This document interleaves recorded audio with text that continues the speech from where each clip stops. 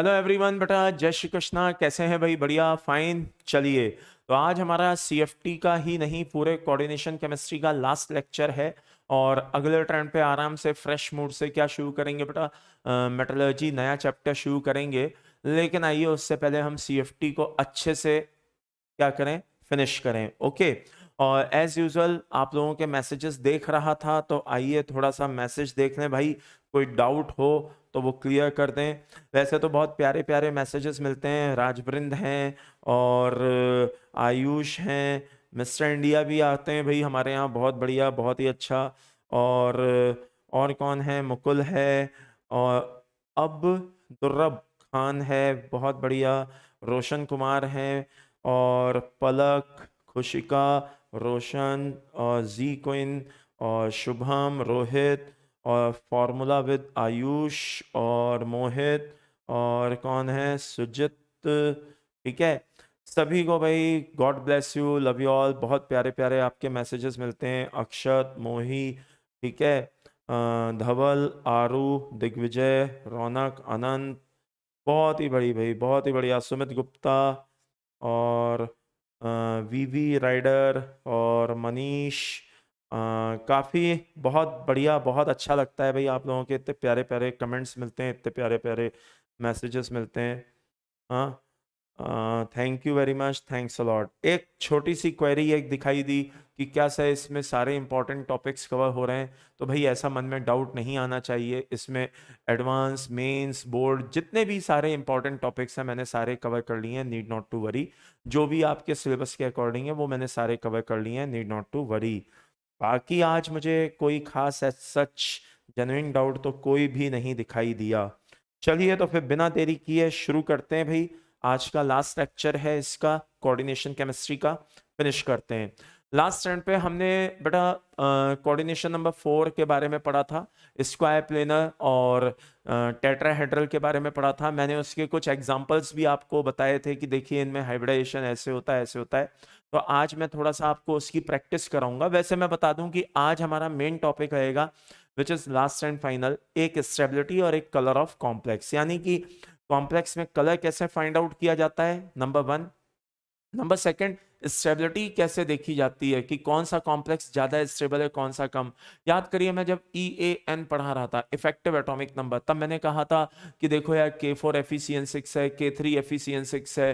तो देखो दोनों में क्या है, EAN एक का क्या है, K4 वाले का 36 है और देखिए इसका 35 है K3 वाले का। लेकिन मजे की बात क्या है, K3 जो है वो सिज्विक थ्योरी को फॉलो नहीं कर रहा, लेकिन वो ज्यादा स्टेबल है। तो ये सारी चीजें याद करो मैंने बताई थी। और उसके बाद मैंने ये भी बोला था कि बेटा जब CFT आ जाएगी तब मैं आपको बताऊंगा कि देखो ऐसा क्यों होता है। तो देखिए CFT का वो पार्ट आ गया है जहां पे मैं आपको कॉम्प्लेक्स की स्टेबिलिटी के बारे में प्रॉपर एक्सप्लेन करूंगा। ओके, तो आइए शुरू करते हैं। सबसे पहले कुछ कोऑर्डिनेशन नंबर जैसे 4 के जो भी क्वेश्चंस हैं वो देखे लेते हैं। और इनमें से एक आध क्वेश्चन तो वैसे मैं करा चुका हूं, जैसे FeCO होल 5 वाला तो मैं करा चुका हूं, ठीक है ना। लेकिन कुछ क्वेश्चंस हैं जैसे CrCO होल 6 भी अपन कर चुके हैं, इसको कोई मतलब नहीं है कोऑर्डिनेशन नंबर 6 का, वो आप देख ही चुके हैं। कुछ एग्जाम्पल हैं जैसे 1 हो गया, 4 हो गया, ठीक है। और कौन सा हो गया आपका, 5 हो गया, और कौन हो गया, 6 हो गया, और कौन हो गया, 7 हो गया। ये 4-5 एग्जाम्पल्स एक बार देखे लेते हैं। तो आइए शुरू करते हैं। सबसे पहले मैं NiCO होल 4 से शुरू करने जा रहा हूं। तो नंबर 1 है बेटा मैं हमारा क्या, NiCO whole 4। Okay, coordination sphere पे कोई चार्ज नहीं है, अंदर न्यूट्रल लिगेंड है। तो आप समझ ही सकते हो कि निकल की ऑक्सीडेशन स्टेट क्या होगी, 0। तो पहला पॉइंट तो हमारा क्लियर हो गया। दूसरा, DN सिस्टम क्या होगा? तो देखिए भाई, सीधी सी बात है कि DN सिस्टम जो होगा वो क्या होगा, इसका D10 होगा। अब आप बोलेंगे D10 कैसे होगा, जरा ध्यान से देखिएगा। ये 3D8 है, ये 4s2 है, हाँ या ना? ये 3D8 है और क्या है, 4s2। तो दो इलेक्ट्रॉन क्या है, बिना s ऑर्बिटल के हाइब्रिडाइजेशन मतलब थोड़ा सा इमेजिन करने में दिक्कत आती है, समझ रहे हो? मतलब इमेजिन करना बेकार है। s ऑर्बिटल तो हमें चाहिए हाइब्रिडाइजेशन के लिए। तो क्या होता है जब कोई SFL लिगेंड कैसा है यहाँ पे, CO SFL, तो जब कोई SFL आता है तो वो क्या करता है, s ऑर्बिटल के इलेक्ट्रॉन को उठा करके कहां पे रख देता है, d ऑर्बिटल में रख देता है। इसको हम बैक पेयरिंग बोलते हैं। क्या बोलते हैं बेटा, बैक पेयरिंग बोलते हैं। एंड फाइनली ये किस में बदल जाता है, 3D10 में बदल जाता है। किस में बदल जाता है, 3D10 में बदल जाता है। तो D10 इसका सिस्टम होगा। क्या होगा, D10 इसका सिस्टम होगा। अच्छा, last and final number 4, coordination number क्या होगा भाई, कोऑर्डिनेशन नंबर साफ दिखाई दे रहा है, 4 होगा। तो आइए जरा डायग्राम बना ले। ये d ऑर्बिटल है, कैसे, ऐसे, ओके। ये s ऑर्बिटल है और ये आपका कौन है, p ऑर्बिटल है। अब कुछ बच्चे कहेंगे सर आप इसको VBT के अकॉर्डिंग क्यों समझा रहे हो, आप इसमें CFT क्यों नहीं लगा देते हो। देखो भाई ऐसा है, CFT का एक पॉइंट था कि अकॉर्डिंग टू CFT लिगैंड और CMA के बीच में इलेक्ट्रोस्टैटिक फोर्स ऑफ अट्रैक्शन होता है। याद आया कुछ, एक पॉइंट तो ये था। उसको भी छोड़ो, वो तो ड्रॉबैक था। एक और पॉइंट था क्या, कि जो लिगैंड्स होते हैं वो कैसे बिहेव करते हैं, पॉइंट चार्ज की तरह बिहेव करते हैं, एनायनिक लिगैंड। और जो न्यूट्रल लिगैंड होते हैं वो डाइपोल की तरह बिहेव करते हैं। एक्चुअल में मैं कहना क्या चाहता हूं कि इसके लिए क्या कहते हैं, CFT नहीं अप्लाई होगी, इसके लिए बेसिकली MOT अप्लाई होती है, मॉलिक्यूलर ऑर्बिटल थ्योरी अप्लाई होती है। क्या अप्लाई होती है बेटा, मॉलिक्यूलर ऑर्बिटल थ्योरी अप्लाई होती है। लेकिन अब समस्या क्या है कि इनकी जो MOT होती है, इस तरह के जो कॉम्प्लेक्स की जो MOT होती है वो हमारे सिलेबस में है नहीं, वो हम पढ़ते नहीं है। हम तो क्या पढ़ते हैं, हम तो पढ़ते हैं बेटा वो डाई एटॉमिक के बारे में पढ़ते हैं, वो भी ज्यादातर कौन से होते हैं, होमो। कुछ अगर हो जाए तो ज्यादा से ज्यादा हेट्रो मॉलिक्यूल्स के बारे में थोड़ा बहुत देख लेते हैं। लेकिन पढ़ते किसके बारे में, डाई एटॉमिक, पॉली एटॉमिक के बारे में हम MOT को कंसीडर नहीं करते, मतलब वो हमारे सिलेबस में है नहीं। तो फिर हम क्या करेंगे, इसका आंसर VBT से निकालने की कोशिश करेंगे। तो राइट नाउ डी में कितने इलेक्ट्रॉन है, जैसे ये 3D हो गया, ये 4s हो गया और ये 4p हो गया। तो डी में कितने इलेक्ट्रॉन है बेटा, 8 इलेक्ट्रॉन है। और s में कितने हैं, 2। तो जब SFL आएगा तो ये बैक पेयरिंग करा देगा, बैक पेयरिंग करा देगा तो ये कैसा हो जाएगा, ऐसा हो जाएगा। और जब ये ऐसा हो जाएगा तो ये कैसा दिखाई देगा, ऐसा दिखाई देगा, लाइक दिस। और ये s खाली पड़ा होगा और ये p खाली पड़ा होगा। फाइनली हम कहेंगे कि s ऑर्बिटल और p ऑर्बिटल आपस में मिलकर के फाइनली sp3 हाइब्रिडाइजेशन शो करेंगे। कहने का मतलब है, माना कि लिगैंड SFL है लेकिन अंदर d ऑर्बिटल खाली ही नहीं है, तो भैया फिर कहां से dsp2 बन जाएगा, बनना क्या है इसको, sp3। क्योंकि बहुत से बच्चे बोलेंगे सर आपने तो बोला था कि अगर कोऑर्डिनेशन नंबर 4 है और SFL है तो dsp2 बनना चाहिए, और अगर WFL है तो sp3 बनना चाहिए, और अब आपने यहाँ पे sp3 बना दिया, ये सब क्या है। देखो यार, मैंने ये भी कहा था कि अंदर d ऑर्बिटल खाली होने भी तो चाहिए। अगर अंदर d ऑर्बिटल खाली नहीं है तो जबरदस्ती थोड़ी ना है भाई मेरे, कहां से बना लोगे, कैसे बना लोगे।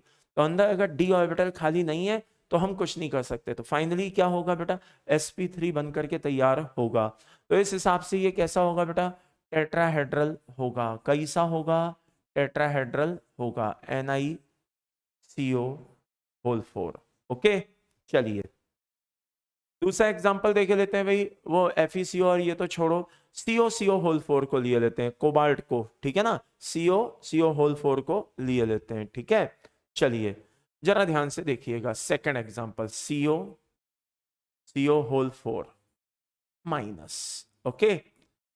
अब ये बता रहा है कि कोबाल्ट की ऑक्सीडेशन स्टेट क्या है, -1 है। तो पहला पॉइंट हमारा क्लियर हो गया कि भाई कोबाल्ट कितना है, -1 है। तो इस हिसाब से अगर मैं ध्यान से देखूं तो वैसे तो कोबाल्ट कितना होता है, जरा ध्यान से देखना, DN सिस्टम हमें फाइंड आउट करना है। वैसे तो कोबाल्ट कितना होता है, 3D7 और 4s2, यस आर नो। लेकिन क्योंकि ये -1 है तो ये हो जाएगा 3D8 4s2। अब एज यूजुअल 2 इलेक्ट्रॉन उठ करके कहां चले आएंगे, 3D में चले आएंगे। क्यों चले आएंगे बेटा, क्योंकि बैक पेयरिंग हो रही है। याद करो, लिगैंड आएंगे, SFL आएगा, बैक पेयरिंग कराएगा। तो by the end summary is this, इसका कॉन्फ़िगरेशन ऐसा हो जाएगा, 3D10 हो जाएगा। क्या हो जाएगा, 3D10 हो जाएगा। यानी कि DN सिस्टम क्या होगा, D10 होगा। आगे तो फिर कोई मतलब ही नहीं रह जाता। नंबर 3 लिगैंड कैसा है भाई, SFL है, लेकिन कोई फर्क नहीं पड़ता। कोऑर्डिनेशन नंबर कितना है साहब, कोऑर्डिनेशन नंबर 4 है, चलो ठीक है। अब फाइनली जरा ध्यान से देखना, ये d ऑर्बिटल दिखाई दे रहे हैं, कितने इलेक्ट्रॉन होने चाहिए थे भाई इसमें, 7। और ये s ऑर्बिटल है, इसमें कितने हैं, 2। और ये कौन है बेटा, p। अब -1 चार्ज आने की वजह से, आई रिपीट, -1 चार्ज आने की वजह से एक इलेक्ट्रॉन इसमें पहले है, ड्यू टू -1, यस और नो, एक इलेक्ट्रॉन पहले से यहां बैठा हुआ है। और SFL आने की वजह से यहां पे क्या हो रही है बेटा, बैक पेयरिंग हो रही है। तो अल्टीमेटली ये क्या हो रहा है, फाइनली ये क्या हो रहा है, फाइनली ये ऐसा हो रहा है, कैसा हो रहा है, ऐसा। तो फाइनली इसका भी आंसर क्या हो जाएगा बेटा, sp3 हो जाएगा। क्या हो जाएगा, sp3 हो जाएगा। और ये भी कैसा हो जाएगा बेटा, टेट्राहेड्रल फॉर्म में कंसीडर किया जाएगा। तो कोऑर्डिनेशन नंबर 4 है, SFL है, लेकिन sp3 है। रीजन, अंदर कोई भी खाली d ऑर्बिटल नहीं है। तो ये इसी तरह से बाकी भी आप देख लोगे, FeCO होल 4 2 माइनस को भी देख लोगे, इसमें भी वही बैक पेयरिंग होगी। 2 इलेक्ट्रॉन माइनस ऑक्सीडेशन की वजह से आ रहे हैं, तो 3d6 3d8 हो जाएगा।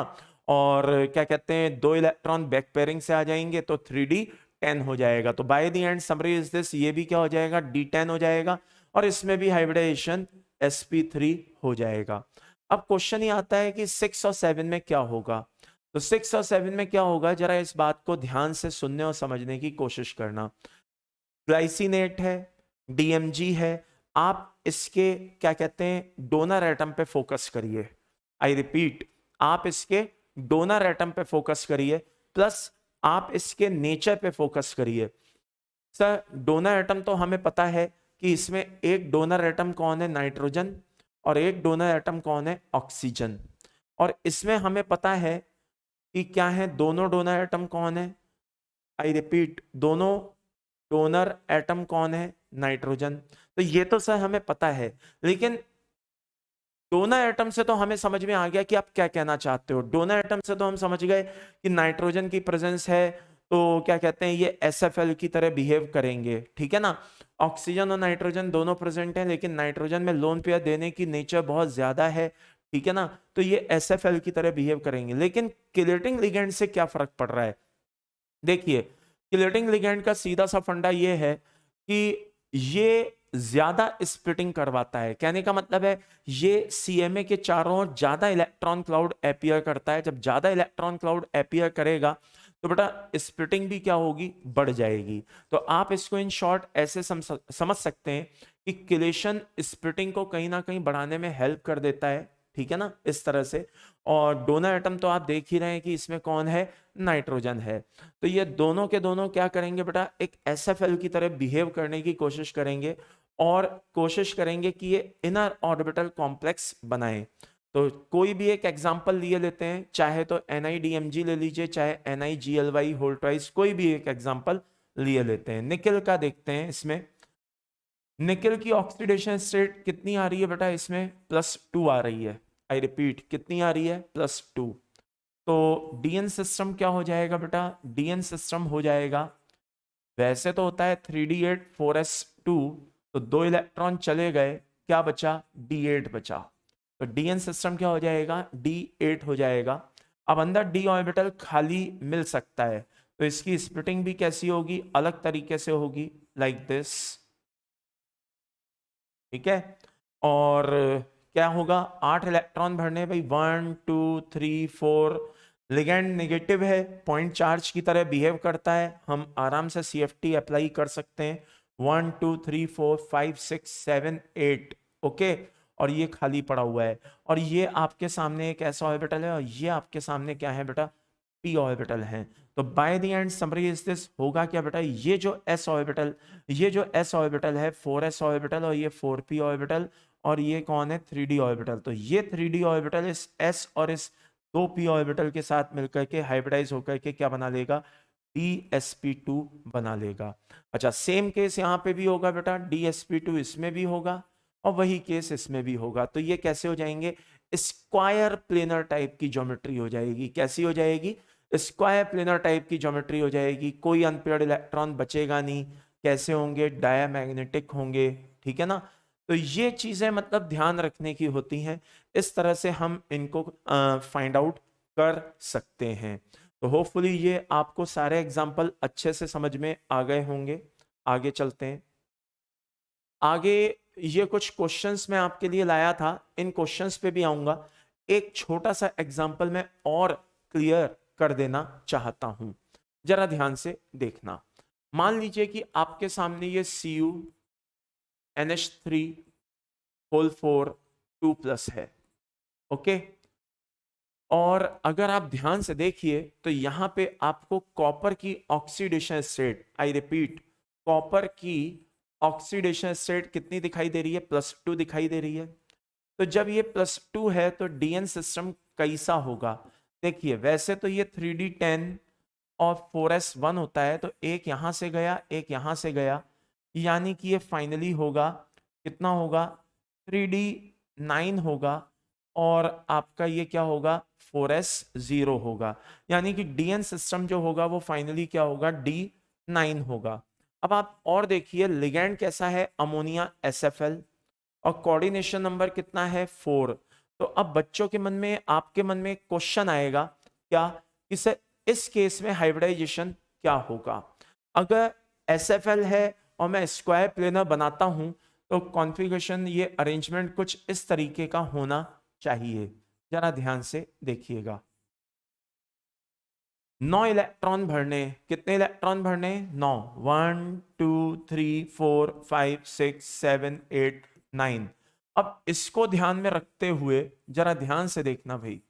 हाँ, 9 इलेक्ट्रॉन अगर भरने हैं तो इसको ध्यान में रखते हुए याद करो, एक चीज याद करो, मैंने क्या बताई थी लास्ट टर्न पे? ट्रांसफियरेंस। क्या बताई थी? ट्रांसफियरेंस। तो जिस तरह से कोऑर्डिनेशन नंबर 6 में D7 विद SFL के साथ क्या होता है? ट्रांसफियरेंस होता है। वैसे ही कोऑर्डिनेशन नंबर 4 में D9 सिस्टम के साथ क्या होता है? ट्रांसफियरेंस होता है। तो लिगैंड SFL है। आई रिपीट, लिगैंड कैसा होना चाहिए बेटा? लिगैंड SFL होना चाहिए। अब याद करो वहां पे हमने क्या किया था? अमोनिया को हटा दिया था। यहां पे मैं कह रहा हूं इंक्लूडिंग अमोनिया, इंक्लूडिंग अमोनिया, यानी कि यहां पे अमोनिया भी ये काम कर सकता है। कोऑर्डिनेशन नंबर 4 में अमोनिया कैपेबल है, लेकिन कोऑर्डिनेशन नंबर 6 में अमोनिया कैपेबल नहीं है। अब आप बोलोगे सर ऐसा क्यों? ऐसा इसलिए कि वहां पे इलेक्ट्रॉन क्या हो रहा था? 3D से जंप करके कहां पे जा रहा था? 4D में जा रहा था। यहां पे इलेक्ट्रॉन 3D से जंप करके कहां पे जा रहा है? 4p में जा रहा है। ये 3D है, ये 4s है और ये 4p है। तो भाई वहां पे रिपल्शन इतना पावरफुल नहीं था कि वो 3D से जंप करा के 4D में भेज दे। यहां पे रिपल्शन इतना पावरफुल है कि वो कम से कम उसको 4p तक तो भेज ही सकता है। तो यहां पे अमोनिया भी ट्रांसफियरेंस में काम कर रहा है, वहां अमोनिया ट्रांसफियरेंस में काम नहीं कर रहा था। तो होगा क्या बेटा? ये इलेक्ट्रॉन जंप करके, आई रिपीट, ये इलेक्ट्रॉन यहां पे जो था 3D में, वो जंप करके कहां चला जाएगा बेटा? यहां 4p में चला जाएगा। अब d ऑर्बिटल खाली पड़ा है, एक s ऑर्बिटल खाली पड़ा है और 2p ऑर्बिटल खाली पड़े हैं और ये DsP2 बन जाएगा। तो by the end summary is this, इस बात को ध्यान रखिए क्या कि ट्रांसफियरेंस इसमें भी होता है। कंडीशन अप्लाई, ये QSP है, क्वेश्चन सॉल्विंग पॉइंट, जरा ध्यान से देख लेना। ट्रांसफियरेंस यहां पे भी अप्लाई होता है, बस ध्यान रखिएगा D9 सिस्टम होना चाहिए, लिगैंड SFL होना चाहिए, इंक्लूडिंग अमोनिया। अब आपके मन में एक और क्वेश्चन आएगा, क्या सर वो तो रिड्यूसिंग एजेंट की तरह काम करता था, क्या ये रिड्यूसिंग एजेंट की तरह काम करेगा? ऑफ कोर्स नॉट, ये रिड्यूसिंग एजेंट की तरह काम नहीं करेगा। मैं फिर कह रहा हूं, ये रिड्यूसिंग एजेंट की तरह काम नहीं करेगा। ये रिड्यूसिंग एजेंट की तरह काम क्यों नहीं करेगा? इसलिए नहीं करेगा क्योंकि यहां पे जो अनपेयर्ड इलेक्ट्रॉन है वो p ऑर्बिटल में प्रेजेंट है, जिसका एनर्जी लेवल कम है। वहां पे इलेक्ट्रॉन कहां पे प्रेजेंट था बेटा? 4d ऑर्बिटल में प्रेजेंट था, और वहां पे इसका एनर्जी लेवल कैसा था?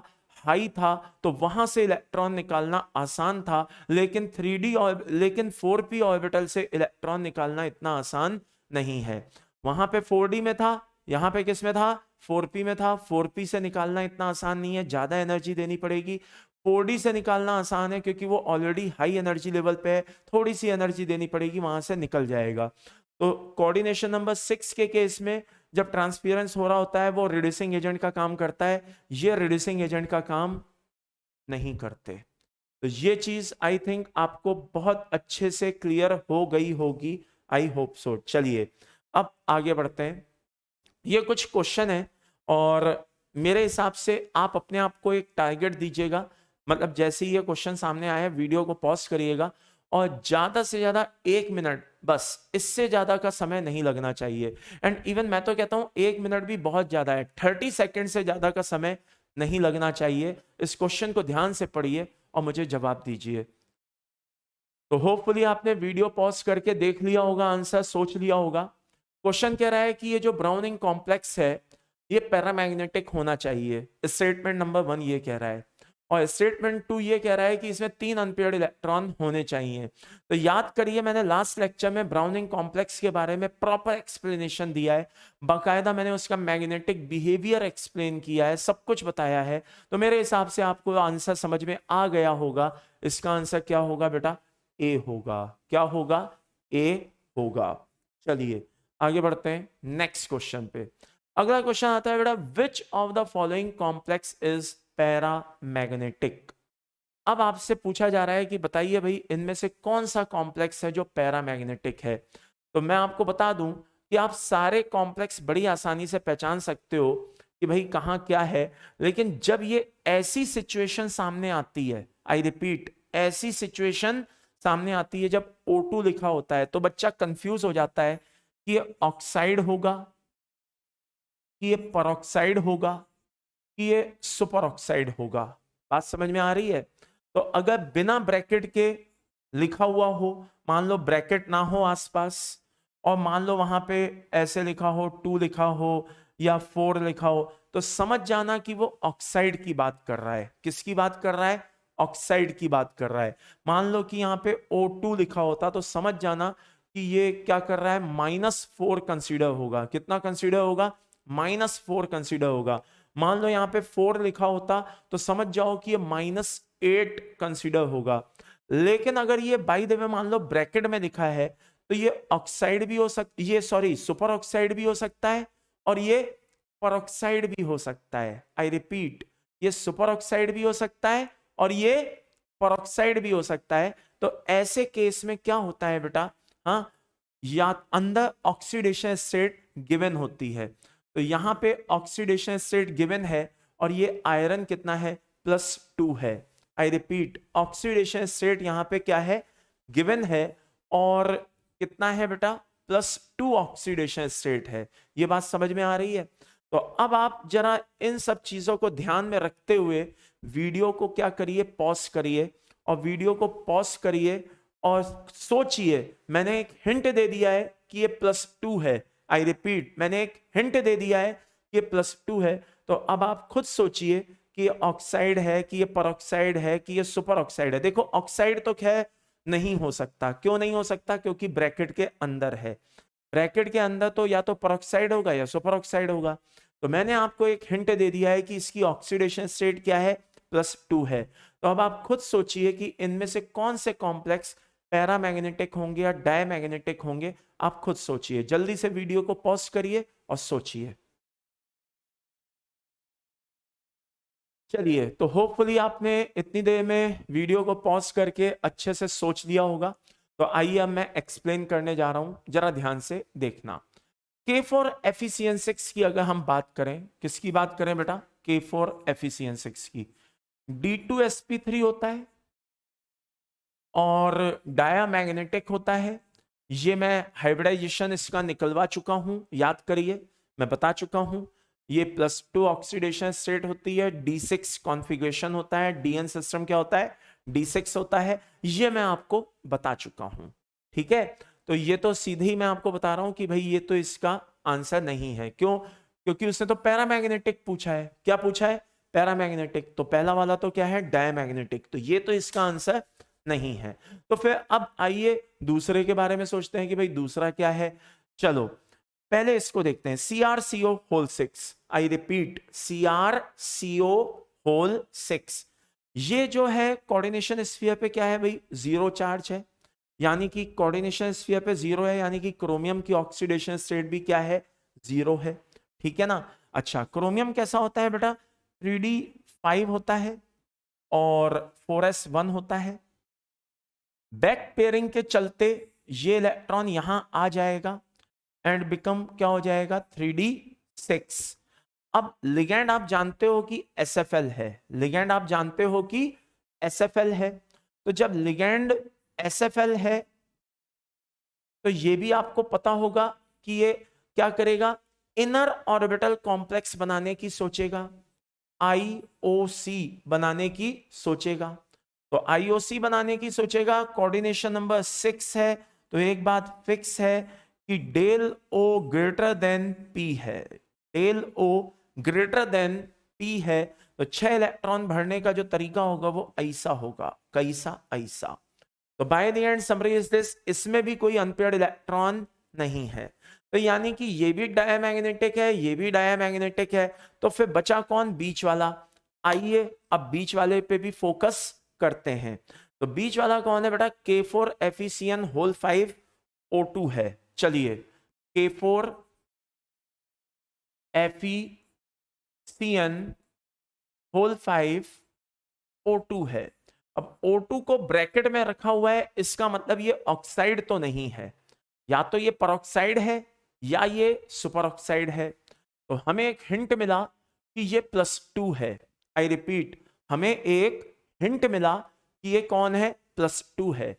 तो अगर ये +2 है, जस्ट इमेजिन कि ये क्या है, +2 है, तो इस हिसाब से ये क्या होना चाहिए, आयरन 3d6 और 4s0 होना चाहिए। और साइनाइड सबके सारे क्या है, ये सारे के सारे क्या है भाई, ऑब्वियसली साइनाइड क्या है, SFL है।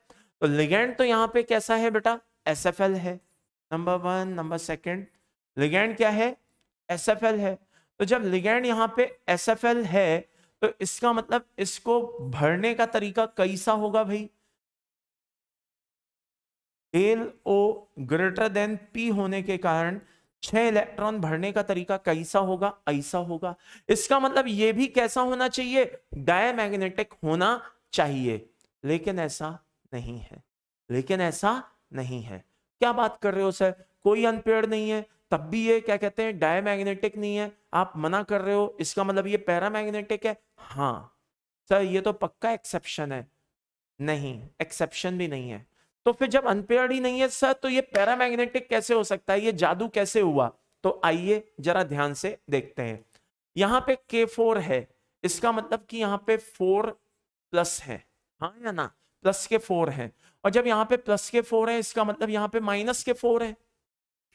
तो जब यहां पे -4 है, तो अब आप सोचिए कि अंदर -5 होते हुए भी बाहर -4 है, अंदर -5 होते हुए भी बाहर -4 है, जबकि यहां पे +2 दिखाई दे रहा है। तो +2 -5, +2 -5, आई रिपीट, +2 -5, यहां तो -3 होना चाहिए था।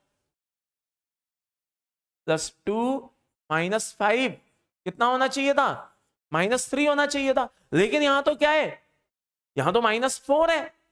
इसका मतलब एक नेगेटिव चार्ज अंदर और है, एक नेगेटिव चार्ज अंदर और है, और वो किस पे है, O2 पे है। यानी कि अंदर जो O2 है वो कौन है, O2- है, सुपर ऑक्साइड है। कौन है, सुपर ऑक्साइड।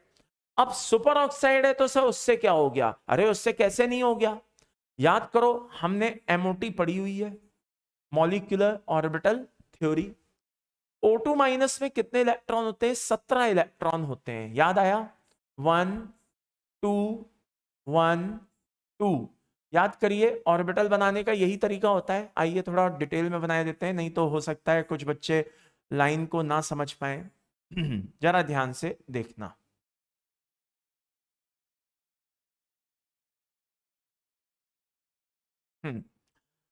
दो तरीके होते हैं, मैं दोबारा बोलता हूं, 1 2 1 2 और 1 2 2 1। 1 2 2 1 वाला जो फॉर्मेट है वो उनके लिए लगता है जिनमें नंबर ऑफ इलेक्ट्रॉन 14 से ज्यादा होते हैं। 1 2 2 1 वाला, दोबारा बोलता हूं, किनके लिए लगता है? जिनमें नंबर ऑफ इलेक्ट्रॉन 14 से ज्यादा होते हैं। 1 2 1 2 वाला फॉर्मूला किसके लिए लगता है? जिनमें नंबर ऑफ इलेक्ट्रॉन 14 से कम होते हैं।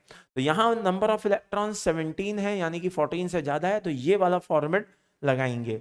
बाकी तो याद करिए नीचे वो क्या कहते हैं आपके के और जो एल वो जो होते हैं ना शेल 1s और 2s वाले, उनमें तो खैर कोई मतलब ही नहीं है, वो तो सब वही है। जस्ट ए सेकेंड, ओके, वो तो सब सेम है। तो 8 इलेक्ट्रॉन तो यहां पे आ गए, 2 electron BMO, 2 electron ABMO, 2 electron BMO, 2 electron ABMO, तो 8 इलेक्ट्रॉन तो साहब यहां पे आ गए। अरे हाँ या ना? अब बचे कितने बाकी के 8 में से? यहां 9 10 11 12 13 14 15 16 और ये 17, ये बाकी बचे हुए इलेक्ट्रॉन यहां पे आ गए। अब आप देखिए एक अनपेयर्ड इलेक्ट्रॉन आपको यहां पे साफ दिखाई दे रहा है। तो by the end summary is this, क्योंकि यहां पे सुपर ऑक्साइड है, जिसकी वजह जिसमें क्या होता है, अकॉर्डिंग टू एमओटी एक अनपेयर्ड इलेक्ट्रॉन प्रेजेंट होता है। हमने इस पूरे कॉम्प्लेक्स को क्या बोल दिया? पैरा मैग्नेटिक बोल दिया। तो अगर आपसे बोला जाए कि इस पूरे कॉम्प्लेक्स में, इन तीनों कॉम्प्लेक्स में सही आंसर क्या है, तो मैं बोलूंगा बी आंसर। अब आप बोलेंगे सर अभी तक तो हम यही सोचते थे कि सीएमए में अनपेयर्ड इलेक्ट्रॉन हो तभी पैरामैग्नेटिक बोला जाता है, ना हो तभी डायमैग्नेटिक बोला जाता है। तो भाई सारे लेक्चर उठा के देख लो, मैंने ऐसा कभी नहीं कहा।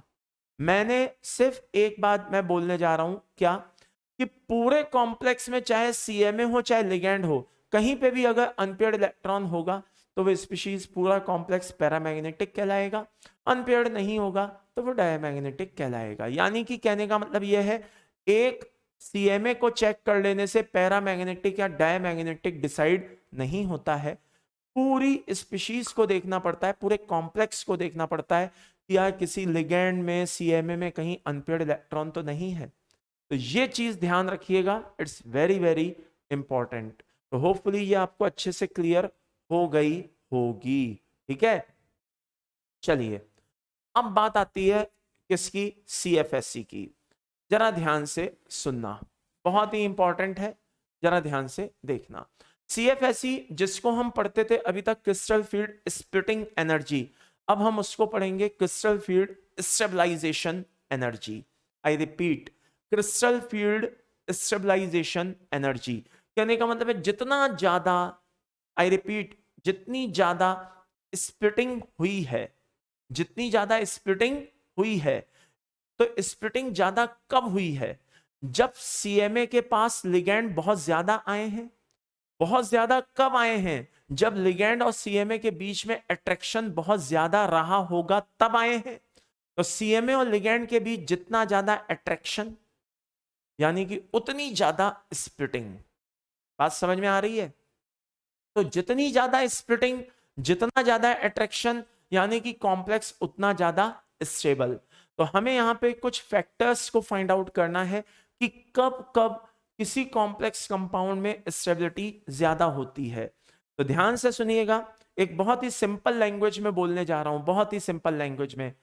जिसमें स्प्लिटिंग ज्यादा, आई रिपीट, जिसमें स्प्लिटिंग ज्यादा, उसकी स्टेबिलिटी ज्यादा। ठीक है, उसकी स्टेबिलिटी ज्यादा। तो हमें बस यही देखना है ना, वो कौन कौन से फैक्टर हैं जिनसे क्या होता है, क्या कहते हैं, स्प्लिटिंग ज्यादा होती है और स्टेबिलिटी ज्यादा होती है। चलिए आइए देखते हैं।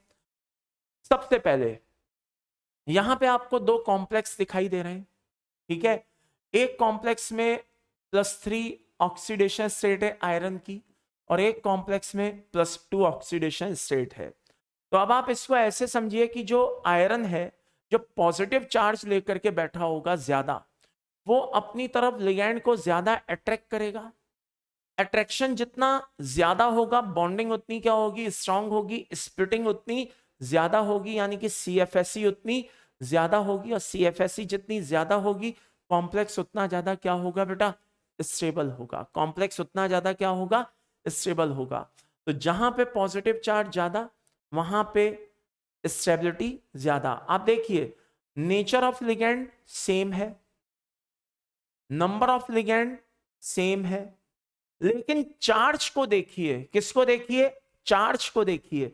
चार्ज यहां पे +3 है, यहां पे +2 है। तो पहला पॉइंट हमने यही लिया है, different charge on the cation, यानी कि कैटायंस पे अलग अलग पॉजिटिव चार्ज का होना। तो जहां पॉजिटिव चार्ज जितना ज्यादा, जहां पॉजिटिव चार्ज जितना ज्यादा, सीएफटी उतनी, सॉरी सीएफएसई उतनी ज्यादा, स्टेबिलिटी उतनी ज्यादा। तो ये हमारा पहला पॉइंट हो गया, और ये मैंने सब लिखा भी हुआ है। The cation with a higher oxidation state has a large value of CFSE than that with lower oxidation state. तो जहां पे सीएफएसई जितनी ज्यादा होगी, आई रिपीट, जहां पे सीएफएसई जितनी ज्यादा होगी, स्टेबिलिटी उतनी हाई होगी, उतनी ज्यादा होगी। ये बात अच्छे से क्लियर हो गई भाई सभी बच्चों को। चलिए अगला आता है बेटा नेचर ऑफ लिगैंड की बात आती है। किसकी आती है, नेचर ऑफ लिगैंड। जरा ध्यान से देखना भाई, एक तरफ साइनाइड है, एक तरफ NO2 है, और एक तरफ अमोनिया है। यस और नो, एक तरफ साइनाइड है, एक तरफ NO2 है, एक तरफ अमोनिया है। अब मुझे ये देखना है कि इनमें सबसे ज्यादा स्प्लिटिंग पावर किसकी है। तो याद करिए मैंने आपको स्पेक्ट्रोकेमिकल सीरीज का एक ऑर्डर लिखवाया था। साइनाइड की स्प्लिटिंग पावर सबसे ज्यादा होती है, उससे कम NO2- और उससे कम अमोनिया की। तो भाई जिसकी स्प्लिटिंग पावर जितनी ज्यादा, उसकी सीएफएसई उतनी ज्यादा, जिसकी सीएफएसई जितनी ज्यादा, उसकी स्टेबिलिटी उतनी ज्यादा। आप देख लीजिए सब में सीएमए सेम है, सब में आयरन की ऑक्सीडेशन स्टेट +3 है, नंबर ऑफ लिगैंड सब में सेम है, बस अलग है तो नेचर ऑफ लिगैंड। कहने का मतलब है बाकी सारे फैक्टर क्या होंगे बेटा, सेम होंगे, कोई एक फैक्टर डिफरेंट होगा, और जो फैक्टर डिफरेंट होगा उससे हम ये जज करने की कोशिश करेंगे कि कहां पे सीएफएसई ज्यादा है। जहां सीएफएसई ज्यादा है, स्टेबिलिटी वहां पर ज्यादा है। तो ये जरा ध्यान से देख लो। आगे चलते हैं, डिफरेंट सेंट्रल मेटल आयन। एक कोबाल्ट है, एक रोडियम है, और एक इरिडियम है। डी ब्लॉक के मेटल्स हैं। नीचे जाने पे जेड इफेक्ट इंक्रीज हो रहा है। अब आप ऐसे सोचिए, अगर नीचे जाने पे जेड इफेक्ट इंक्रीज हो रहा है, तो लिगैंड को वो अपनी तरफ ज्यादा से ज्यादा खींचेगा। लिगैंड जब सीएमए की ओर ज्यादा से ज्यादा अट्रैक्ट होगा, ज्यादा से ज्यादा स्प्लिटिंग होगी, ज्यादा से ज्यादा स्प्लिटिंग होगी तो सीएफएसई बढ़ेगी, सीएफएसई बढ़ेगी तो स्टेबिलिटी बढ़ेगी। और वही यहां पे लिखा हुआ है, वही यहां पे लिखा हुआ है, आप चेक कर लीजिए। तो जेड इफेक्ट यहां पे बढ़ रहा है, नीचे जाने पे जेड इफेक्ट बढ़ रहा है। जेड इफेक्ट बढ़ने से इरिडियम में लिगैंड्स को अपनी ओर अट्रैक्ट करने की पावर ज्यादा होगी, इरिडियम में स्प्लिटिंग ज्यादा होगी, सीएफएसई ज्यादा होगी, और स्टेबिलिटी ज्यादा होगी। Order like this. क्लियर है भाई? चलिए आगे बढ़ते हैं। नेक्स्ट आता है बेटा नंबर ऑफ लिगैंड। ओके, जरा इसमें ध्यान से देखिएगा। दिमाग में गलत परसेप्शन बना होता है क्या, बहुत से बच्चे सोचते हैं यार नंबर ऑफ लिगैंड ज्यादा होंगे तो शायद रिपल्शन ज्यादा होगा, तो सीएफएसई भी ज्यादा होगी, और शायद उसी की स्टेबिलिटी भी ज्यादा बोले देते हैं। फिर कुछ सोचते होंगे कि नंबर ऑफ लिगैंड कम होगा तो शायद रिपल्शन भी कम होगा, और सीएफएसई भी कम होगी तो स्टेबिलिटी उसकी कम होगी। ऐसा बच्चों के मन में एक परसेप्शन होता है, गलत। ऐसा कुछ नहीं है, जरा ध्यान से सुनना। लास्ट लेक्चर जब हमने खत्म किया था तो मैंने कहा था कि याद करिए स्क्वायर प्लेनर कॉम्प्लेक्स में सीएफएसई यानी कि स्प्लिटिंग सबसे ज्यादा होती है, उससे कम ऑक्टाहेड्रल में होती है और सबसे कम टेट्राहेड्रल में होती है। तो हमें इसी चीज को फॉलो करना है। इसका मतलब यह है कि स्क्वायर प्लेनर कॉम्प्लेक्स में अगर स्प्लिटिंग ज्यादा है यानी कि वो ज्यादा स्टेबल है किससे, ऑक्टाहेड्रल से, और ऑक्टाहेड्रल ज्यादा है किससे, टेट्राहेड्रल से। तो ये चीज हमें फॉलो करनी है। तो अब नंबर ऑफ लिगेंड का हमें यूज कैसे करना है, आइए देखते हैं। कोऑर्डिनेशन नंबर 6 है, तो एक बात तो फिक्स है कि ये ऑक्टाहेड्रल होगा। ये क्या होंगे, ऑक्टाहेड्रल होंगे। अब भले चाहे लिगेंड एसएफएल और डब्ल्यूएफएल हो, हमें कोई फर्क नहीं पड़ता, होंगे ऑक्टाहेड्रल। अच्छा, लेकिन अगर कोऑर्डिनेशन नंबर 4 है तो याद करिए मैंने लास्ट टर्न पे लिखवाया था, डब्ल्यूएफएल के साथ वो क्या होता है, टेट्राहेड्रल, और एसएफएल के साथ क्या होता है, स्क्वायर प्लेनर। याद आया, कुछ लिखवाया था नहीं लिखवाया था। तो इस हिसाब से तो ये हुआ कि पहले कॉम्प्लेक्स में क्या है, ये ऑक्टाहेड्रल है और ये टेट्राहेड्रल है, तो ऑक्टाहेड्रल ज्यादा स्टेबल होगा, आपके सामने आंसर लिखा हुआ है। और यहां पे ये ऑक्टाहेड्रल है, वो स्क्वायर प्लेनर है, तो स्क्वायर प्लेनर ज्यादा स्टेबल होगा, आपके सामने आंसर लिखा हुआ है। Very simple. तो ये चीजें बहुत टेक्निकल चीजें होती हैं, ध्यान रखने वाली होती हैं भाई, इंपॉर्टेंट हैं, इनमें से अक्सर क्वेश्चन पूछे जाते हैं। अब आगे, प्रेजेंस ऑफ किलेटिंग लिगेंड, ये बहुत ही खतरनाक है भाई मेरे, बहुत ही खतरनाक है, मैं साफ कह रहा हूं। अब आप बोलोगे सर क्यों, एक्चुअल में क्या होता है कि इसका एक कोई फिक्स पैटर्न नहीं होता। क्या मतलब सर, मैं समझा नहीं। मतलब ये है कि देखिए लिगेंड यूजुअली दो टाइप के रहते हैं ना, एक होता है जिसमें रिंग फॉर्मेशन की कैपेबिलिटी होती है यानी कि किलेटिंग लिगेंड, और एक होते हैं बेचारे हमारे मोनोडेंटेड जो रिंग विंग बनाना पसंद नहीं करते। तो होता क्या है कि जब हम ऐसे कॉम्प्लेक्स की स्टेबिलिटी आपस में कंपेयर कराते हैं जिसमें एक में किलेटिंग लिगेंड है, जिसमें एक में रिंग का फॉर्मेशन हो रहा है और किसी में रिंग का फॉर्मेशन नहीं हो रहा है, तो इनकी स्टेबिलिटी को कंपेयर कराने का कोई एक फिक्स फॉर्मूला नहीं है। मतलब आप बस यूं मान लीजिए कि जो मैं बोलने जा रहा हूं वो इस एक कॉम्प्लेक्स पे जिसके आगे मैंने स्टार बना दिया है, बस इसके ऊपर अप्लाई नहीं होता, बाकी तो सब पे अप्लाई ऑलमोस्ट होता है। अब आप बोलेंगे क्या सब पे अप्लाई होता है, सब पे अप्लाई से मेरा मतलब है जो हमारे सिलेबस में है ना ऑलमोस्ट उन पे तो अप्लाई होता है। क्या कहना चाहते हो सर, मैं समझा नहीं, जरा ध्यान से सुनना।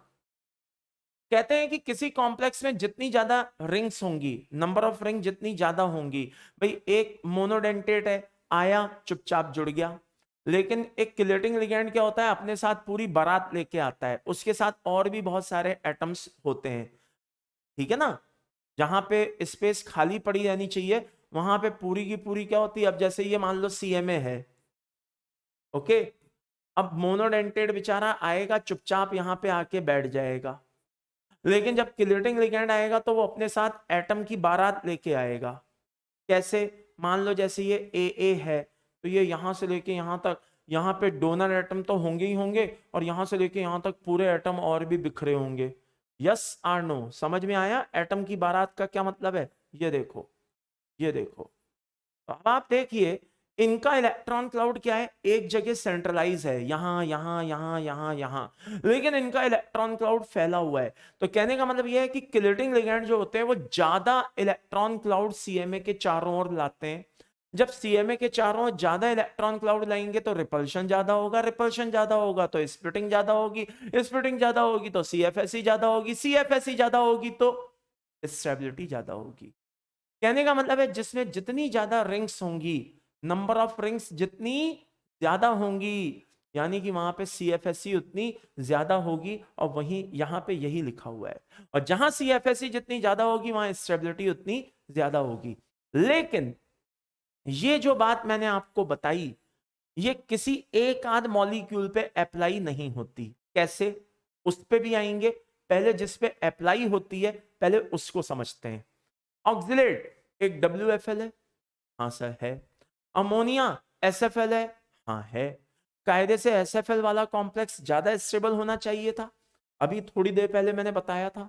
ये देखिए जो जितना ज्यादा स्ट्रॉन्ग SFL वो उतना ज्यादा स्टेबल, बताया था नहीं बताया था, हाँ सर बताया था।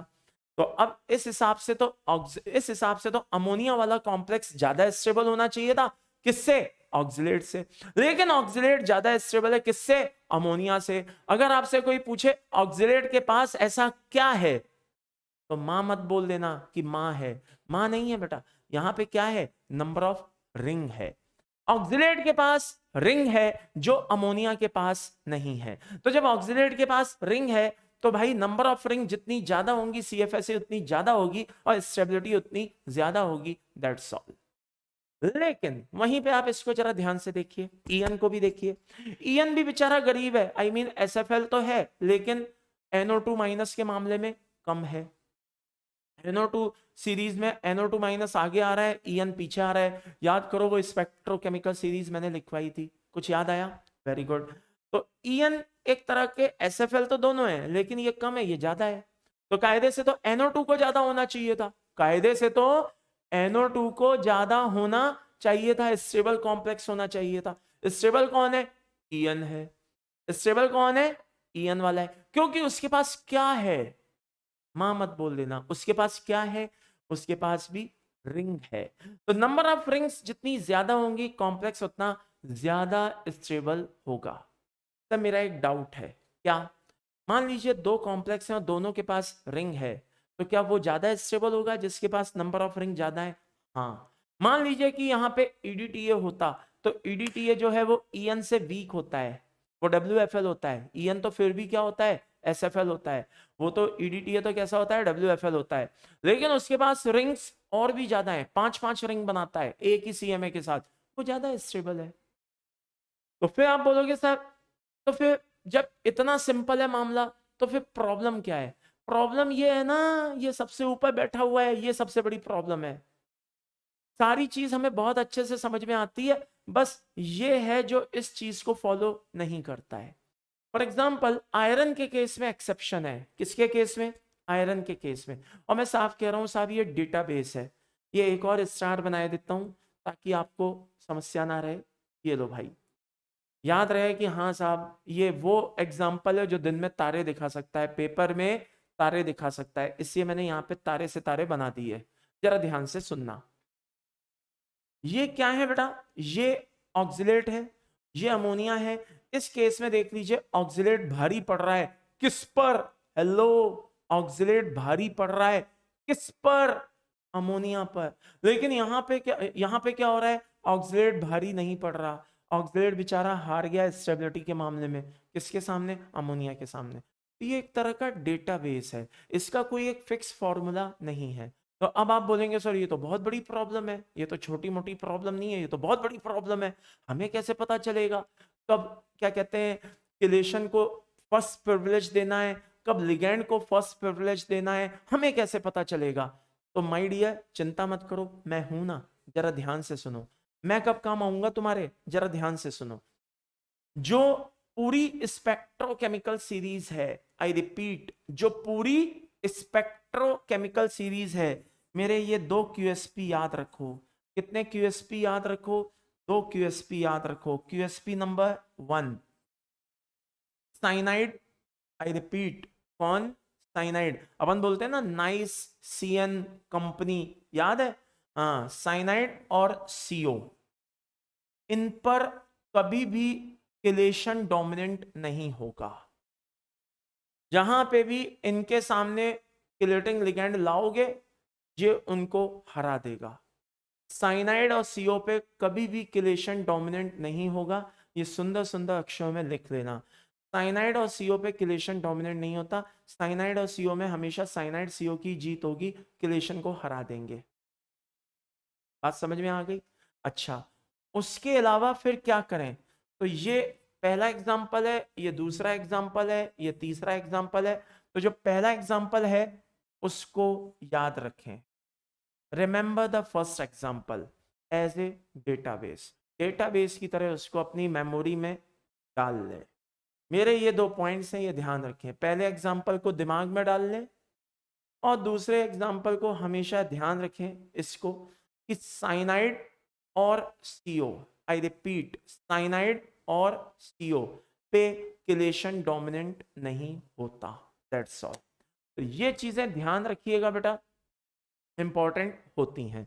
मान लो यहाँ पे साइनाइड होता, बिंदास आंसर देते भाई साइनाइड ज्यादा स्टेबल है, मान लो यहाँ पे सीओ होता, बिंदास आंसर देते सीओ ज्यादा स्टेबल है, फिर वहां पे वो चीजें अप्लाई नहीं होती हैं। तो ये इंपॉर्टेंट है, ऐसी छोटी छोटी चीजें काम आती हैं।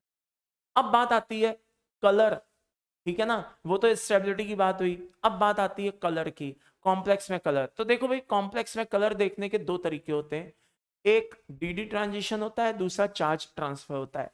डीडी ट्रांजिशन कुछ भी नहीं होता है, ये ईजी है और ये कौन है, T2G है, और मान लो इलेक्ट्रॉन यहां से यहां जा रहा है, अब वो हाई एनर्जी लेवल पे जा रहा है तो उसको महसूस हो रहा है गलत आ गए, वो वापस अपने लेवल पे आने की कोशिश करेगा, और इस प्रोसेस में जो एनर्जी रिलीज होगी वो हमें एज ए कलर दिखाई दे जाएगा। तो ये कहलाता है डीडी ट्रांजिशन कहलाता है, और इसके लिए इलेक्ट्रॉन, अनपेयर्ड इलेक्ट्रॉन होना जरूरी है। कल को मान लो D0 हो या मान लो D10 हो, हाँ या ना, तो ऐसो में क्या होगा, डीडी ट्रांजिशन पॉसिबल नहीं हो पाएगा। बात समझ में आ रही है, क्योंकि कोई अनपेयर्ड इलेक्ट्रॉन है ही नहीं। तो अनपेयर्ड इलेक्ट्रॉन होता है तो कंपाउंड में कलर होता है, अनपेयर्ड इलेक्ट्रॉन नहीं होता है, हाँ, तो कंपाउंड में कलर नहीं होता है। अब आप बोलेंगे सर इसका कोई एक्सेप्शन तो नहीं होता है? बिल्कुल साहब, इसका एक्सेप्शन होता है, जरा ध्यान से देखिएगा। Fe F6 3-, I repeat, Fe F6 3-, Fe F6 3- paramagnetic है। कैसा है? पैरामैग्नेटिक, यानी कि अनपेयर्ड इलेक्ट्रॉन है, कंडीशंस को फॉलो भी कर रहा है, लेकिन मजे की बात ये कलरलेस है। कैसा है बेटा? ये कलरलेस है। ये ध्यान रखिए, Fe F6 3- एक अनपेयर्ड इलेक्ट्रॉन नहीं है इसमें, सॉरी अनपेयर्ड इलेक्ट्रॉन है, पैरामैग्नेटिक है, मगर ये कलरलेस है।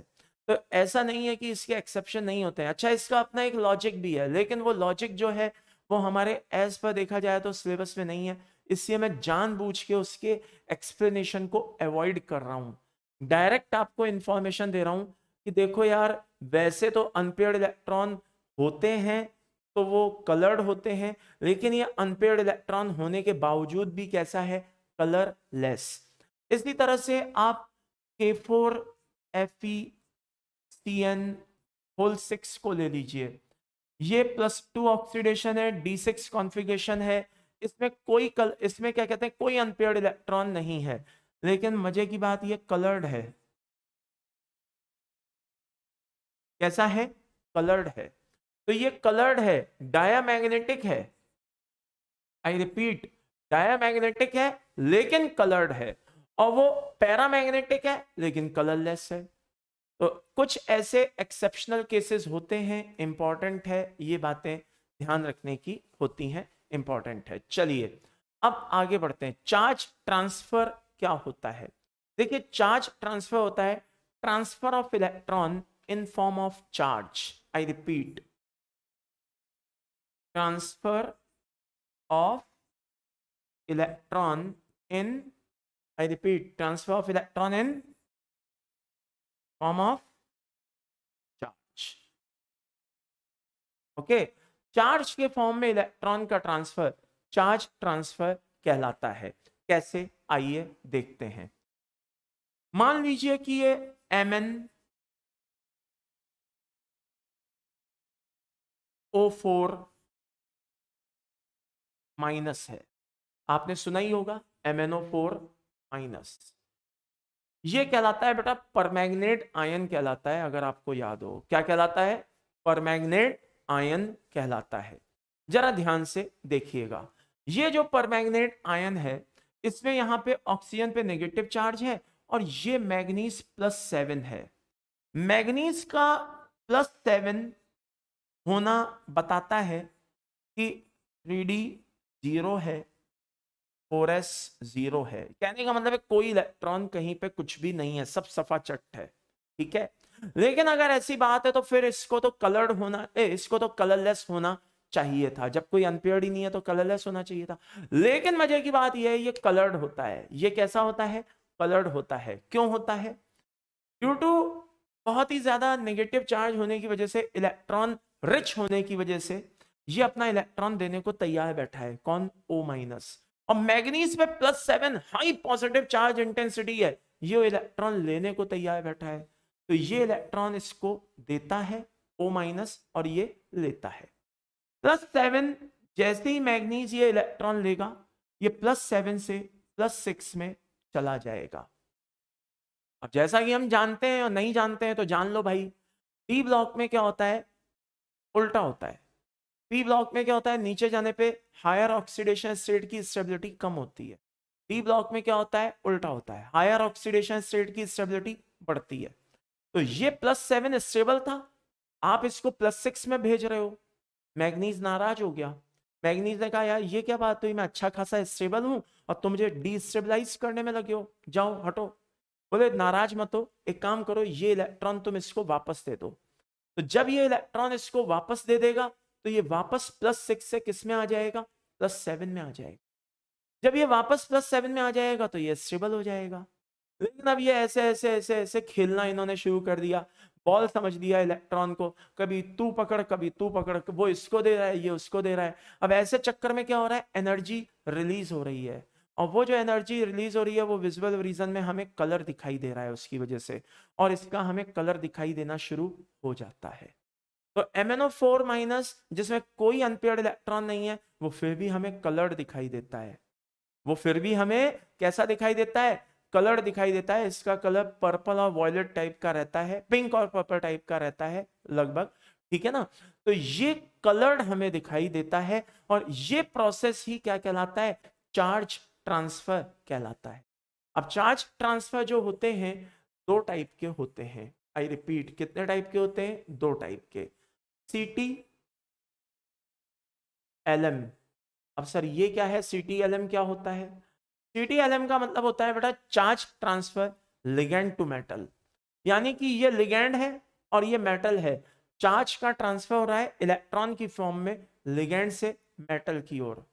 क्या सर ऐसे और भी एग्जांपल होते हैं, हाँ बिल्कुल होते हैं। जैसे एक MnO4- तो हो ही गया, इसके अलावा और कौन होते हैं, BO4 3- हो सकता है, और कौन हो सकता है, CrO4 2- हो सकता है, Cr2O7 2- हो सकता है, CrO2 Cl2 हो सकता है, CrO2 F2 हो सकता है, और भी इसके कुछ एग्जाम्पल होते हैं,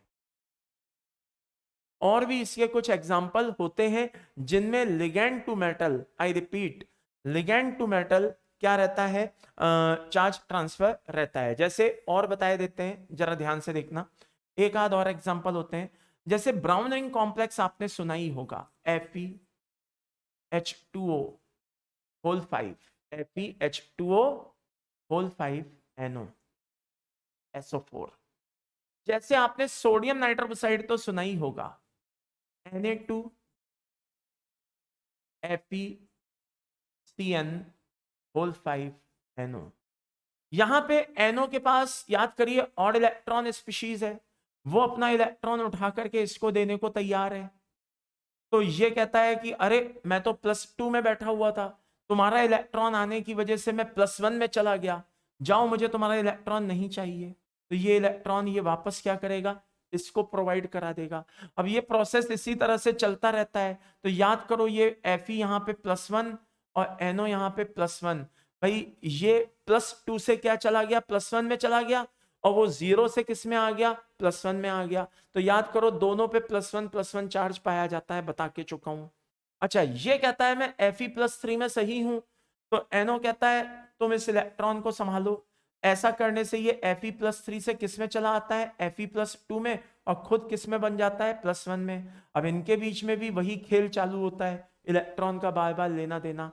तो ये ligand to metal charge transfer हो रहा है, ligand to metal charge transfer हो रहा है, जिसकी वजह से हमें ये स्पीशीज कलर्ड दिखाई दे रही हैं। सॉल्ट एनालिसिस में हम इन सबके कलर पढ़ेंगे। जैसे ये कैसा होता है, पिंक और पर्पल होता है, ये कलरलेस होता है, ये ऑरेंज ये येलो होता है, ये ऑरेंज होता है, ठीक है ना, ये रेडिश ब्राउन होता है, ये कलरलेस होता है, ये भी ब्राउन टाइप के, ये तो खैर नाम ही क्या है, ब्राउन है, ये रेडिश ब्राउन।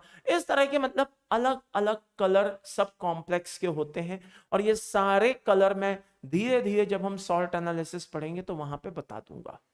तो कुल मिलाकर के ये लिगेंड मेटल चार्ज ट्रांसफर होता है। और साथ ही साथ मैं आपको क्लियर कर दूं, जस्ट अ सेकंड, साथ ही साथ मैं आपको क्लियर कर दूं दूसरा टाइप क्या होता है। दूसरा टाइप होता है बेटा CTMM। कोई बच्चा बताएगा कि CTMM का मतलब क्या होता है? जी हाँ, CTMM का मतलब होता है charge transfer metal to metal. Charge transfer metal to metal. अब आप बोलेंगे sir charge transfer metal to metal क्या होता है, इसके एग्जाम्पल क्या हैं? तो जरा ध्यान से देखिए, FeCN6, ओके, और एक FeCN6। क्या मतलब सर? बेटा याद करो वो 22, 23, 32, 33 मैंने कुछ बताया था, अगर आपको याद हो तो 22, 23, 32 और 33, अगर आपको याद हो तो मैंने बताया था। जरा ध्यान से देखिए, 22, 23, 32 और 33, and this is what PB। कुछ याद आया? अब मुझे नहीं पता इसमें से कि कौन टर्नबुल्स ब्लू है, कौन पर्शियन ब्लू है, मैं नहीं जानता। मतलब मान लो कि मुझे फॉर्मूला याद नहीं रहा, मैं भूल गया, मुझे नहीं याद आ रहा कि इसमें से कौन टर्नबुल्स ब्लू, कौन पर्शियन ब्लू। मुझे नहीं पता कि यहाँ पे 3 आएगा, 4 आएगा, 2 आएगा, 3 आएगा, क्या आएगा, मुझे नहीं पता। मैंने क्या किया, 22, 23, 32, 33 रख लिया। अब मैं देख रहा हूं टर्न कितना है, टर्न बुल्स ब्लू 23 है, यानी कि यहाँ पे +2 है और अंदर +3 है। तो जब अंदर +3 है तो बाहर -3 होगा, तो -3 इधर आ जाएगा और ये +2 इधर चला जाएगा। तो भाई ऊपर वाला कौन हो गया, टर्न बुल्स ब्लू हो गया। आगे देखिए, मुझे नहीं पता कि इसका पर्शियन ब्लू का फॉर्मूला क्या है, मैं भूल गया, तो मैं क्या करूंगा, अंदर बाहर वाला क्या है, +3 है, जस्ट ए सेकेंड, और अंदर वाला क्या है, +2 है। तो जब अंदर वाला +2 है तो वहां पे -4 होगा, तो ये -4 इधर आ जाएगा 4, और ये 3 इधर आ जाएगा। तो याद करिए वो क्रिस क्रॉस मेथड मैंने बताया था। By the end summary is this, मुझे ये पता चल गए। खैर, अब आगे हो क्या रहा है, आगे ये हो रहा है कि एक +3 है और एक +2 है। +2 वाले के पास 6 इलेक्ट्रॉन है, +3 वाले के पास कितने हैं, 5 इलेक्ट्रॉन है, ओके। अब ये आपस में क्या कर रहे हैं, अनपेड अनपेड इलेक्ट्रॉन का खेल खेलने में लगे हुए हैं।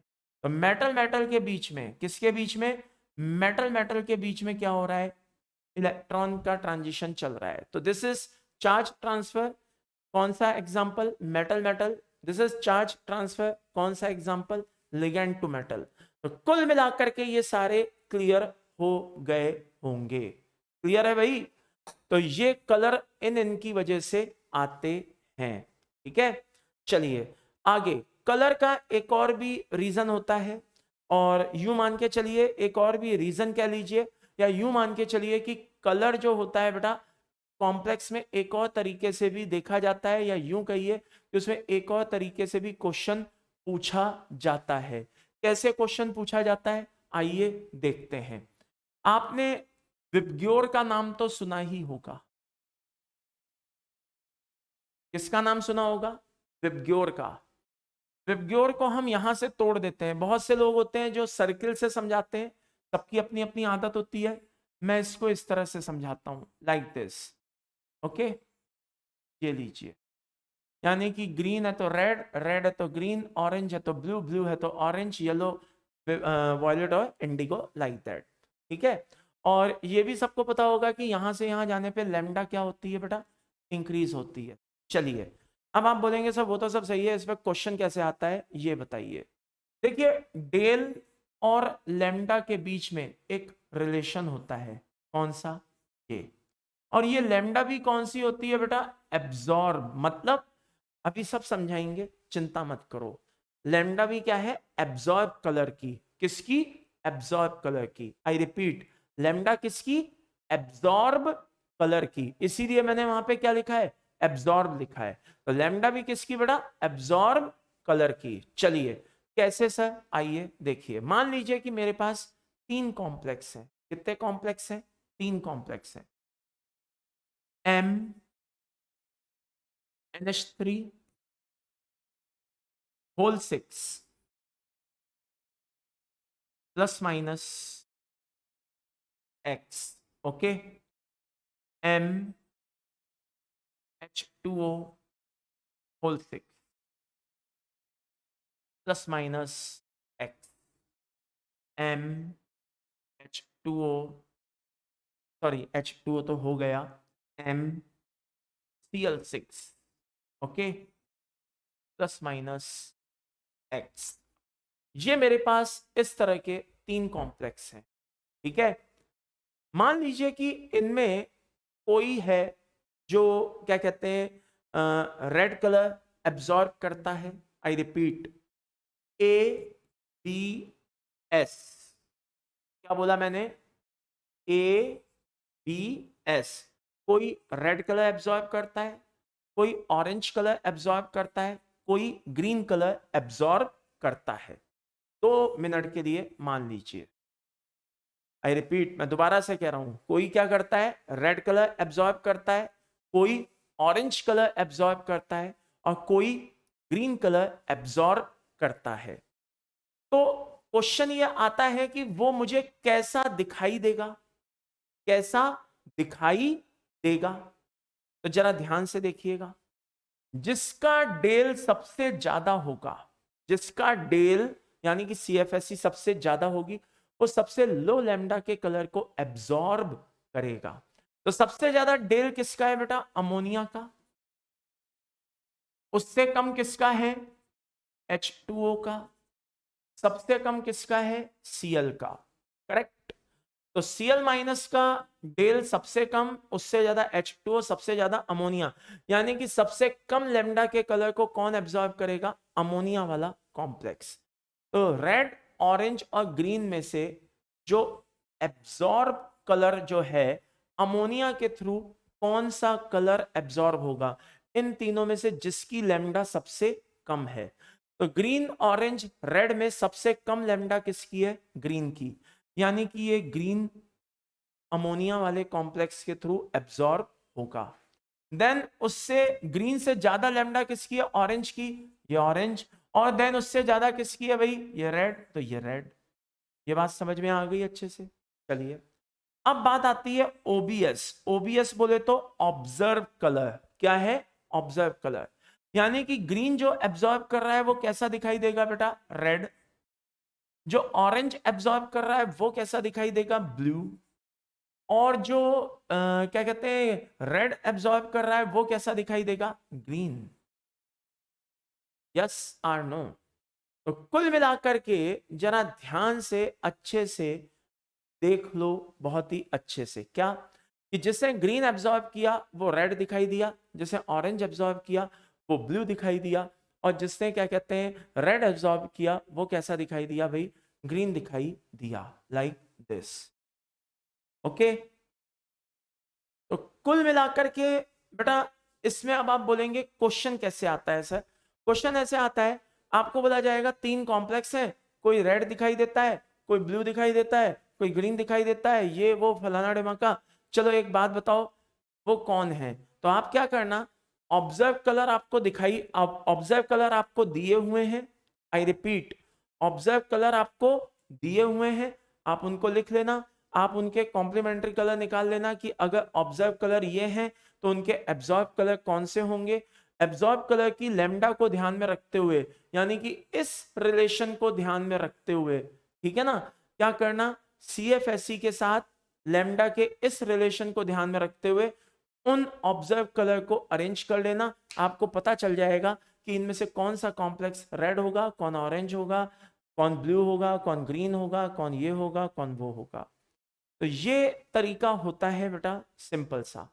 तो मैं दोबारा बोले देता हूं, अगर बाय द वे किसी बच्चे को डाउट हो तो मैं दोबारा बोले देता हूं, क्या, आई रिपीट, हाँ, कि आपको वहां पे ऑब्जर्व कलर दिए जाएंगे कि एक कॉम्प्लेक्स ऐसा दिखता है, दूसरा वैसा दिखता है, तीसरा वैसा दिखता है। तो आप बताओ कौन कैसा दिखता है। तो अमोनिया वाला कॉम्प्लेक्स कैसा दिखता है, ये कैसा दिखता है, वो कैसा दिखता है, यानी कि कौन किसका कलर है, रेड कौन है, ऑरेंज कौन है, ब्लू कौन है, ग्रीन कौन है, ये वो फलाना ढिमाका। तो जो भी ऑब्जर्व कलर है वो रख लेना, ठीक है, साइड में। फिर उनके कॉम्प्लीमेंट्री कलर निकालना, वो भी रख लेना साइड में। फिर वो जो आपने ऑब्जर्व कलर के बदले जो आपने एब्जॉर्ब कलर निकाला है, क्या निकाला है, एब्जॉर्ब कलर, उसको इस रिलेशन के अकॉर्डिंग मेंशन कर लेना, आपको पता चल जाएगा। आईआईटी में एक क्वेश्चन आया था कि जो CuSO4 है, ठीक है, वो कौन सा कलर एब्जॉर्ब करता है। अब जिसको पता है कि CuSO4 ब्लू दिखाई देता है, तो भाई वो रेड ऑरेंज के आसपास का कलर बोलेगा, रेड बोलेगा, ऑरेंज बोलेगा, यस और नो। तो वहां ऑप्शन में था रेड ऑरेंज, बच्चे आराम से टिक करके चले आए। तो या तो आपको ऑब्जर्व कलर देकर के एब्जॉर्ब कलर पूछ लेगा, या एब्जॉर्ब कलर देकर के ऑब्जर्व कलर पूछ लेगा, सिंपल। आगे बढ़ते हैं साहब, लास्ट एंड फाइनल, इसमें मेरे बताने लायक कुछ खास नहीं है। ये CFSE को कैलकुलेट करने का फॉर्मूला है बेटा। N1 जो है वो एक्चुअल में यहां वैसे मैंने सब लिखा हुआ है। N1 क्या है, number of electron in T2G है। N2 क्या है, number of electrons in EG है। XYZ कोई भी आपको कॉम्प्लेक्स दिया जाएगा, उस कॉम्प्लेक्स में आप DN सिस्टम को चेक करना। अब 2 मिनट के लिए मान लो, जस्ट इमेजिन कि यहां पर इस तरह का अरेंजमेंट दिया हुआ है और आपसे बोला जाए बताइए इसकी CFSE को कैलकुलेट करिए। तो कुछ भी नहीं है, बहुत सिंपल है। N1 क्या है, number of electron in T2G। तो जो ये आपको दिखाई दे रहे हैं कितने इलेक्ट्रॉन, 6 इलेक्ट्रॉन T2G में, उस 6 इलेक्ट्रॉन को आप क्या करना, 0.4 से -0.4 से मल्टीप्लाई कर लेना। और 2 इलेक्ट्रॉन आपको EG में दिए हुए हैं, उसको 0.6 से मल्टीप्लाई कर लेना। भाई याद करो, ये अपन ऐसे करते थे ना, ये यहां से लेके यहां तक ये टेलो है, ऊपर कितना है +0.6 है, नीचे कितना है -0.4 है, करते थे ना। तो 2 को 0.6 से और 6 को 0.4 से मल्टीप्लाई करके सॉल्व करो, आंसर जो भी आए बता दो। अच्छा, M क्या होता है, नंबर ऑफ पेयरिंग एनर्जी होता है। तो अगर ये कॉन्फ़िगरेशन है तो M की वैल्यू यहाँ पे क्या आ जाएगी बेटा, 3p आ जाएगी। कितनी आ जाएगी, 3p। अच्छा, बहुत सी बार बिना पेयरिंग एनर्जी के भी क्या होता है बेटा, आंसर लिख दिया जाता है। ऑप्शन में आप देख रहे हो कि पेयरिंग एनर्जी दी नहीं हुई है, आप डायरेक्ट बस उसमें क्या किया, N1 N2 की वैल्यू से जो भी आया है आंसर, वो डायरेक्ट वहां पे लिखा हुआ है, कोई बात नहीं। तो जरूरी नहीं है कि वो हमेशा ऑप्शन में पेयरिंग एनर्जी मेंशन करके दे, बिना पेयरिंग एनर्जी के भी दे सकता है। तो ध्यान रखना, जो ये वैल्यू सेट करने पे आंसर आया है वही उसका फाइनल आंसर हो। तो इस तरह के क्वेश्चन आते हैं। अच्छा, ये यूनिट होती है बेटा DQ, ठीक है ना, 1 डेलो इक्वल टू, ठीक है ना, 10 DQ। तो आप फाइनली कर सकते हैं क्या, जैसे यहाँ पे जो भी वैल्यू आएगी उसको 10 से मल्टीप्लाई करिए, यहाँ जो वैल्यू आएगी उसको क्या कहते हैं, 10 से मल्टीप्लाई करिए। लेकिन ध्यान रखना, जो MP है उसको 10 से मल्टीप्लाई मत कर देना, केवल इन्हीं वैल्यूज को आपको 10 से मल्टीप्लाई करना है जिनके साथ डेलो लगा हुआ है। पेयरिंग एनर्जी को क्या कहते हैं, 10 के साथ मल्टीप्लाई मत कर देना। मालूम चले यहाँ पे 3p है, आपने उसको उठा के 30p कर दिया, नहीं, ऐसा मत करना, ठीक है। तो ये इस तरह के क्वेश्चंस पूछे जाते हैं। तो होपफुली आपको पूरा कोऑर्डिनेशन बढ़िया से समझ में आया होगा। कोई भी दिक्कत हो तो बताते रहना भाई, अपन डाउट्स के थ्रू उसको क्लियर करते रहेंगे, बिल्कुल परेशान ना हो। कोई चीज मान लो पूरी क्या कहते हैं जो हुआ है कोऑर्डिनेशन चैप्टर, अगर पूरे कोऑर्डिनेशन चैप्टर में मान लो कहीं कोई चीज में प्रॉब्लम रह गई हो, कोई डाउट हो, वॉटएवर, तो आप बड़े आराम से मुझसे डिस्कस कर सकते हैं, उसमें कोई इशू नहीं है, ठीक है ना बेटा। और वीडियो को थोड़ा सा एक बार वापस से रिपीट करके भी देख लिया करो यार। कभी कभी होता है, हो सकता है पहली बार में कोई चीज समझ में ना आई हो, तो दूसरी बार में वो चीज समझ में आ जाती है, तो परेशान होने की जरूरत नहीं है। तो अगले ट्रेंड पे मिलते हैं बेटा नए फ्रेश चैप्टर के साथ। हाँ, और वो चैप्टर होगा हमारा कौन सा, मेटलर्जी। तो take care, bye bye, thank you.